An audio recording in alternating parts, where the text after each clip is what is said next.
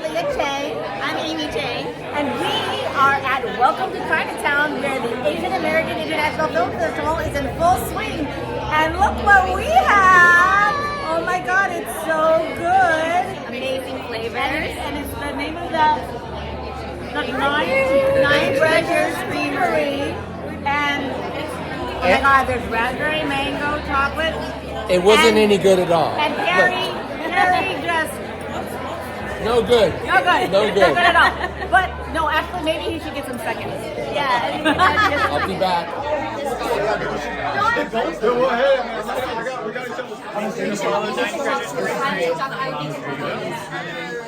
He's got the on him mentality.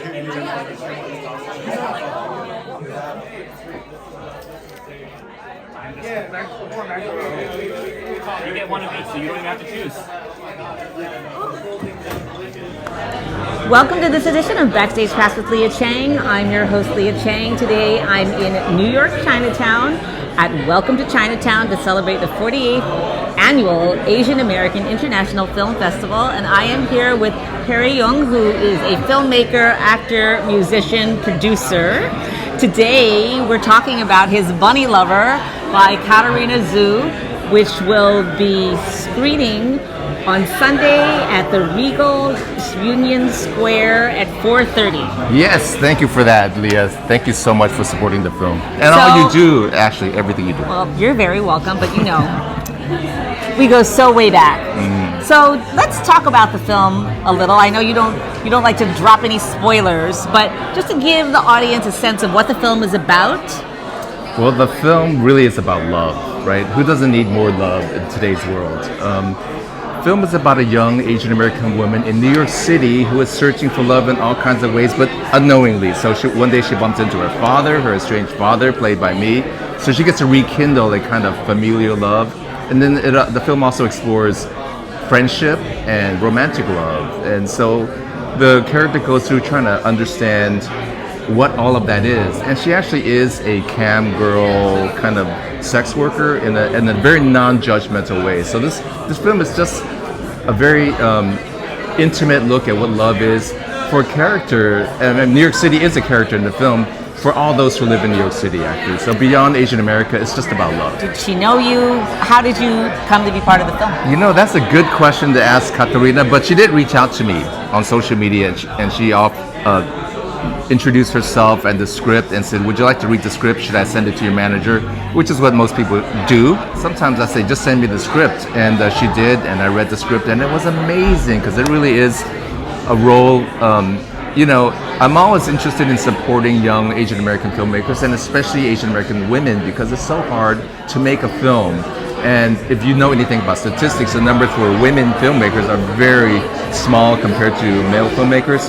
So if I'm in a position to help anybody, especially Asian American women, I step up right away to say, hey, let me read your script right away.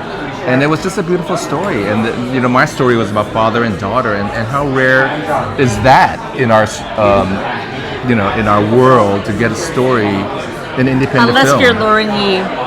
Unless you're Lauren Yee. He's always writing about father-daughter relationships. You know, a lot of us, a lot of playwrights write about family, right? And there's a lot of mother and daughter in terms of independent film and mainstream Hollywood film for Asian American women, but there's very little about father and daughter, I think, So to be able to step into that role is an incredible gift. So I said, sign me up. I am John Woo. I'm the Executive Director of Asian Cinevision. Yes. Which is the parent holding company of the Asian American International Film Festival. And people need to know this. Now in its 48th year. Okay. And so for ACV's 50th year, we're planning a series of screenings and a series of talkbacks, exclusive interviews, some originals, some from the archives. But we really want to demonstrate to this younger generation of filmmakers who we're targeting tonight or through this festival that there is this 50-year legacy of Asian American storytelling. Okay. And so we are showing a series of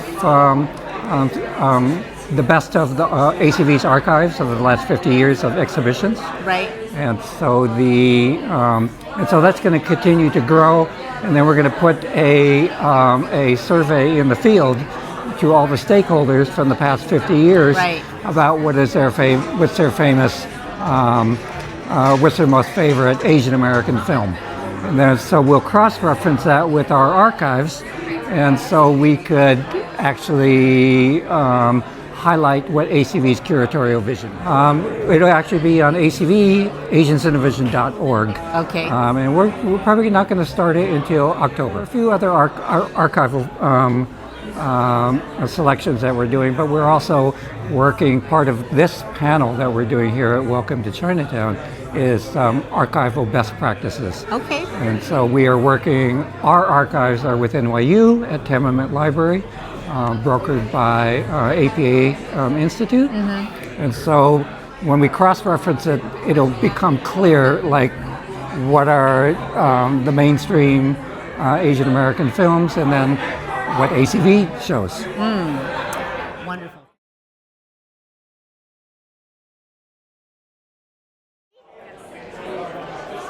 Welcome to this edition of Backstage Pass with Lia Chang. I'm your host, Lia Chang. Today, I'm at the Regal Union Square for the 48th Asian American International Film Festival.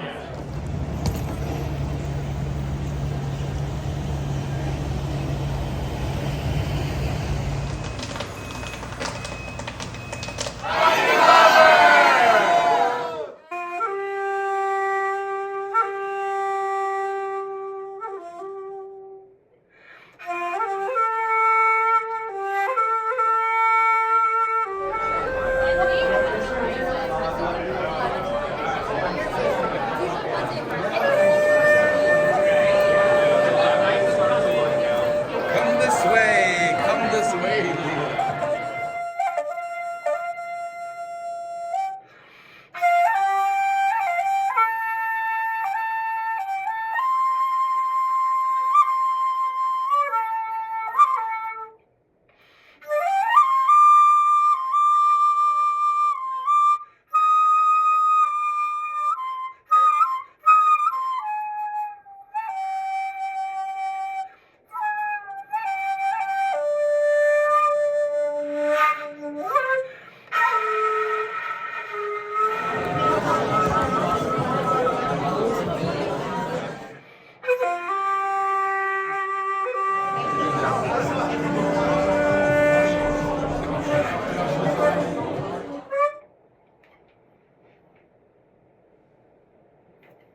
Director, actor, lead actor, and writer. So it's amazing. She's not here today. That's why I'm kind of doing the first press for her.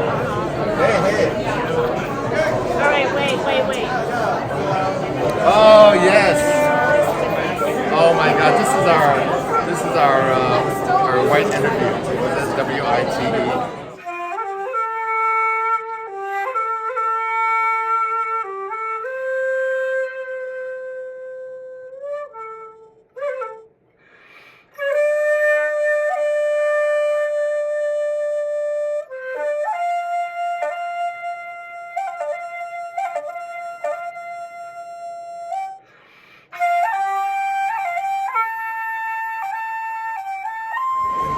Come this way. Bunny lovers this way.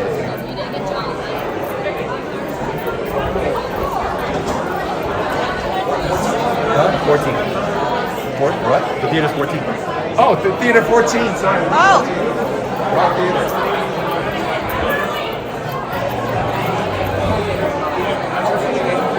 Oh, Lord.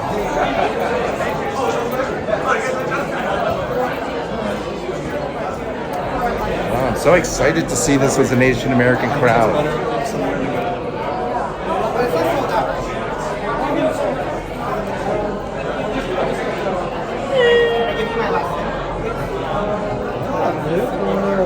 Check this out. Thank you. How's it going? Thank you. Reserved, or you can just, Oh, anywhere reserved. or anywhere, but reserved is for you. Oh, reserved. Okay, I'll look for a reserved. Thank Anywhere you you.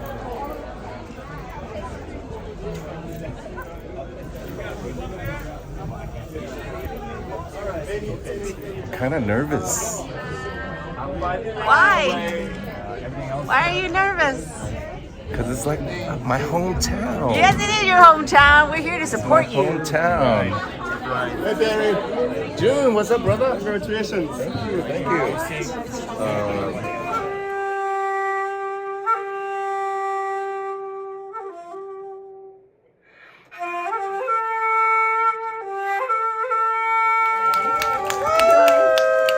Young everyone. Also want to do a shout out to Lia Chang, executive producers in the house, and Joe Chan's also in the film.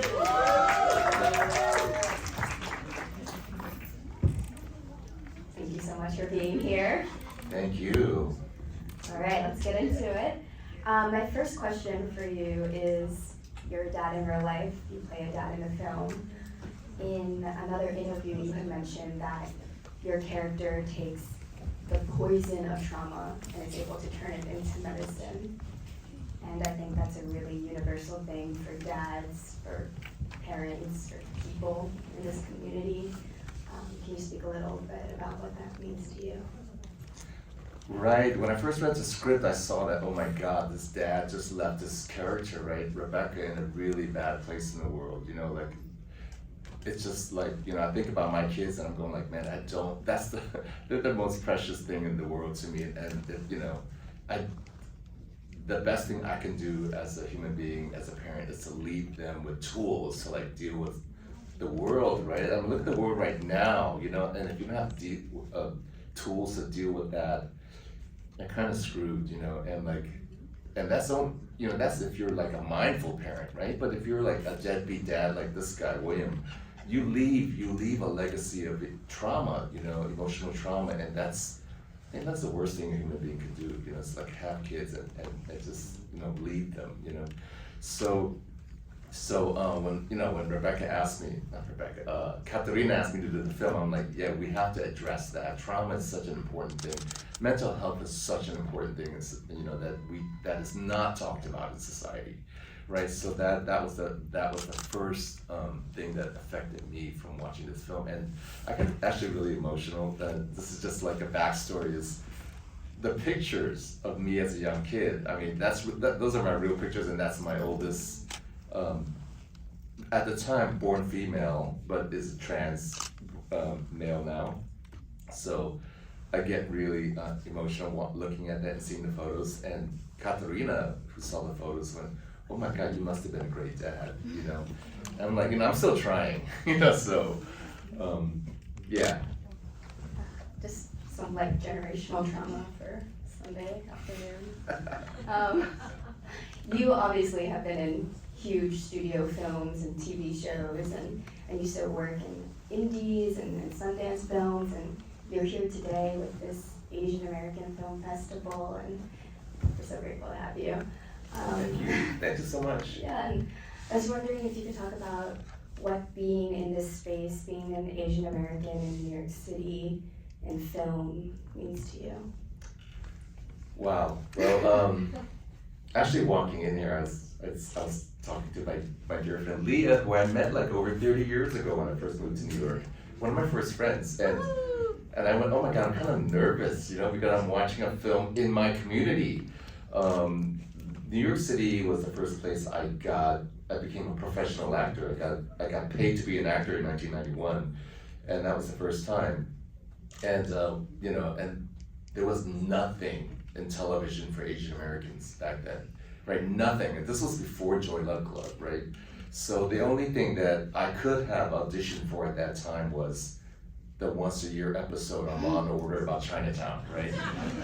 You know, Wong. and with Lee Wong, and I couldn't even audition for those roles, right? So, but you know, I found this I saw this ad in the Village Voice for the Asian Cinevision workshop for video production, and I took that workshop. This was 1993, so that was my foot into the door of like Asian Americans using their voice in film. And this, you know, you could edit your work at DCTV and all this stuff, and I went, wow, this gave me sort of it helped give me a direction and actually led me here today. So it's kind of mind-blowing, and to be with family and friends. And Joe Chan, who was on the shoot, playing mahjong, and showed up on the set, and I saw Joe, and oh my God, I'm home. I get to shoot in New York City, go to Chinatown, and play mahjong with my friend Joe.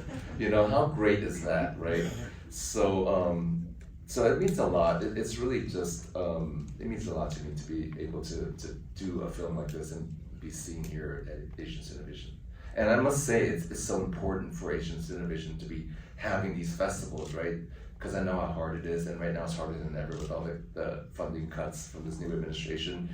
And we can, as the artists, can tell our voice, but our voice can only be heard with festivals, Asian American theater festivals. So, and it's going to get harder, right? So I think that when we lose our public funding, not public funding, but the federal funding, that really people will have to step up, right? People will have to come out and watch these films and make donations to organizations like this. And people like you consistently use your platform to speak out on all of these issues. Speaking of the community, should we throw it out for a couple questions? Oh yeah. Let's have some All right. questions. Does anyone have any questions? Any audience questions? Well, I have a question. Oh no, go ahead.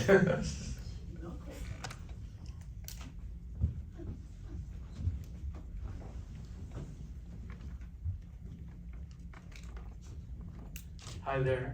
Great job. Congratulations on the film. Katarina displays this incredible interplay of her male relationships, and I wonder if you could speak to sort of your role, maybe as the eldest among the relationships, and if you had any conversations with Katarina about sort of masculinity and how she was trying to portray these relationships with masculinity today. Wow, well, that's a great question. I did have a conversation with Katarina when I first read the script. I went, oh wow, this is the character screaming out for attention, right? Screaming out to be seen and figure out what is love. And then the writer is also asking, like, what am I doing with this artwork, with this film? And when I had the conversation with Katarina, it turns out that the father, William, how she said he left and she'd search on the internet for him and imagine that she'd seen this Asian man on the train. That's a true story. She really did. So her father had left and they don't know where he is, and she'd never seen him. They never heard from him again. So he really is out there somewhere. And so this film is like her way of dealing with closure, right? Like, I'm gonna make the best out of this situation. I'm just gonna say goodbye to him right now in this film, and then I'm done. And when I read that and I found out about it, I went, oh my God, this is where art is therapy, right? This is her therapy. And but in terms of what masculinity is, I don't know if Katarina set out to make a statement on what that is for her. Is she just portrayed it as what she thinks the character is experiencing. And I think she says something about casting me as a father is because she goes, you have these roles as a very kind of complicated older Asian father that you don't ever see on television or film. And I'm kind of lucky that people write these roles for me, So I don't take that lightly. So I try to portray them as with a kind of like authenticity that I've experienced as an Asian American that's been emasculated in this country. But I also look to my peers, my uncles, my father as role models to say these guys are great. I mean, these immigrants, right? These immigrants are strong, powerful people. But we don't see them that way. We don't see them portrayed that way in media. So as an actor, I try to bring that every time I have a chance. And I think that Katarina gave us the room to do that. Yeah. Thank you. Any other questions? Did you say you had a question? Yes, did you like the film? Yeah. Because I sit through it, I think it's a complicated film. This film is a complicated film. This is the third time I've seen it. And every time I see it, I have different feelings. Like, oh my God, I didn't notice that theme. Now it's coming together here. you know, and the healing at the end, and her taking control of herself is more apparent and powerful and empowering than I noticed before. So I think that it's a film that's full of like, requires several viewings for you to truly get the film. When we were talking before, you had mentioned this was going to be the first screening where you watched it with an Asian audience predominantly. Mm-hmm. Did that change anything for you, experiencing it that way? Yes, the first time I saw it was with, it premiered at Sundance, right? So it was sold out, it was 4 shows, not 5, all sold out. And these are filmmaking, you know, cinemaphiles, right? So they respond to everything that's like technically a film trope, right? Like jokes and things like that. They respond to it in a big way because, you know, they're cinephiles. And then today's audience was very, I think, I felt that you guys were more like in the film. You like, cause I don't know, from my feeling sitting with an Asian audience, I think you saw Asianness more, you saw otherness more. I think maybe you identified. I'm just projecting. Tell me if I'm wrong. Georgia Rosie, great patron of the arts. No, this is a very unique film. Just the arc of it. I like that the climax is actually kind of like a climax. So, you know, but I was wondering if you could give us some insight into, like, you know, it was self-directed, I mean, produced, I mean, some insight into how that worked and how she was able to convey what she wanted and be in it at the same time, and, you know, give some insight into, like, the working process. I'm kind of blown away by your climax. You know, Katarina did an amazing job. You know, like when she reached out and I found out that she was an Asian woman, young Asian woman, who's going to be the director, who wrote the script and who's going to star in it. I was like, sign me up, you know, because how often do you see that, right? How often do you see that from any film, whether it's an indie or you know, well, you're more likely to see it on the indie than a Hollywood film. But it's really hard, you know, if you look at the statistics on who's making films and television, it's white men, right? And then you have 2% that are women, 0.5% are black and brown women, and then you have that really, really small 0.0 percentage that are Asian women that are making film. So I went, you know, I need to help. I want to be, thank you for inviting me to make this happen, right? So to see her wear all those hats, to see her show up on set, to see her help the wardrobe, pick what looked good for me in the fittings, talk with the hair and makeup and what, you know, would work for the character, and to see her, you know, decisive and you know, with authority and creativity and fun. You know, like I went, you know what? None of us had that in 1991, right? We didn't have the voice, we didn't have the power, we didn't have the permission to say that you can do this, you can make a film. So 30 years later, you know, she graduates from NYU. I'm just, you know, kind of combining our two timelines. She has the permission to make a film like this, and then she has, you know, people like Yao who can help produce it, and other, you know, you saw in the opening reel there were a lot of producers who invested into helping to make this happen.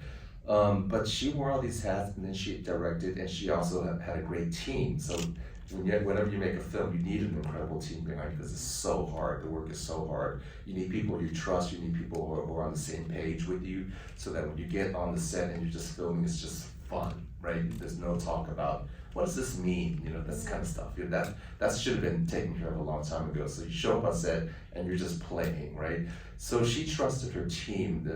Daisy Zhou was an amazing cinematographer. So she did a lot of the directing when Katarina was in front of camera. Then she would step out, she would give me a note, and then we would do it again. So, but you know, she had power, she had control on the set, and that, you know, I just had so much respect and love for her in a different way, as you know, just seeing her as a human being working. Yeah. Thanks, Barry. Thank you. That baptism scene, that's kind of rare for like Chinese Americans. I don't know if you've ever done baptism scenes yourself, but how do you interpret that in the meaning of that in the story? We don't know whether that character, their relationship with religion either, or I don't know yours, but yeah, how do you interpret that? Yeah, so it's really interesting. Good question. When I read that, I went, it's interesting. Yeah, he has, we had a lot of philosophical talks, but when we showed up on the set, it's just a backstory was interesting behind the scenes is the guy who did the baptism is actually a priest. That's his church. He's really a priest, right? So when I asked him, I said, is this okay that you're baptizing me and I don't believe in, your God? And he said, well, that's between you and him. I mean, so, we tell stories, right? We tell stories and these stories are a certain reality, and us out here is another reality. And people who live the realities from a book have different realities.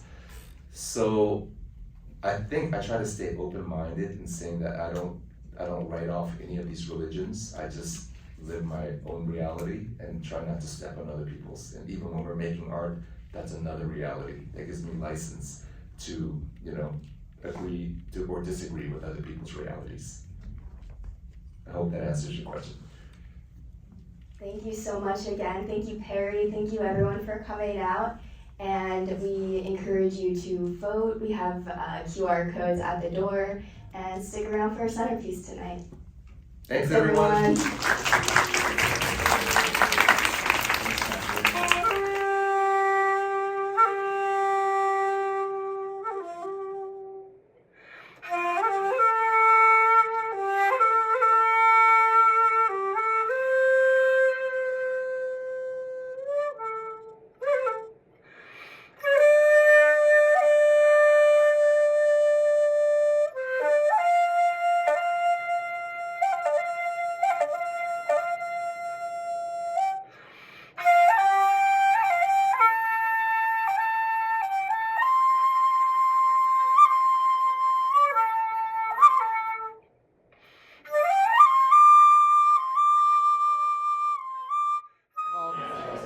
Thank you for joining me for this edition of Backstage Pass with Lia Chang.